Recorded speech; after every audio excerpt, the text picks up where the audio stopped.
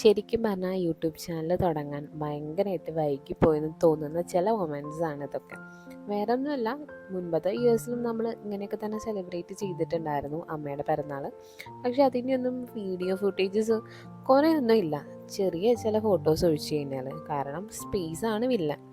അപ്പോൾ ഒരു യൂട്യൂബ് ചാനലൊക്കെ ഉണ്ടായിരുന്നെങ്കിൽ ഇതൊക്കെ നമുക്ക് ഇപ്പോഴും കാണാമായിരുന്നു അല്ലേ. കുഴപ്പമില്ല, ഇനി ഫ്യൂച്ചറിലേക്ക് വേണ്ടിയിട്ട് നമ്മളിപ്പോൾ തന്നെ കാര്യങ്ങൾ പ്ലാൻ ചെയ്യുന്നുണ്ടല്ലോ. കുറേ നാൾ കഴിഞ്ഞിട്ട് ഇതൊക്കെ കാണുമ്പോൾ നല്ല സന്തോഷമായിരിക്കില്ല നമുക്ക്, നമ്മൾ ഇങ്ങനെയാണ് സെലിബ്രേറ്റ് ചെയ്തിരുന്നത് കാര്യങ്ങളൊക്കെ. അമ്മയുടെയൊക്കെ ചെറുപ്പകാലത്തിൽ ഇവർക്ക് കിട്ടാത്ത പല സന്തോഷങ്ങളും നമ്മൾ വലുതായതിന് ശേഷമാണ് ഇങ്ങനെ കൊടുക്കാൻ സാധിക്കുന്നത്. ചെറിയ ചെറിയ സർപ്രൈസുകളും കേക്ക് കട്ടിങ്ങും ഒക്കെ ഒരു 10-40 വയസ്സിനൊക്കെ ശേഷമാണ് നമ്മൾ അമ്മയുടെ ബർത്ത്ഡേ കാര്യമായിട്ട് സെലിബ്രേഷൻ ചെയ്ത് തുടങ്ങിയത് തന്നെ. അതും ഞങ്ങൾ വലുതായതിന് ശേഷം. അല്ലെങ്കിൽ പിന്നെ അവർ നമുക്ക് വേണ്ടി കാര്യങ്ങൾ മാറ്റി വയ്ക്കുകയാണല്ലോ ചെയ്തുകൊണ്ടിരുന്നിരുന്നത്.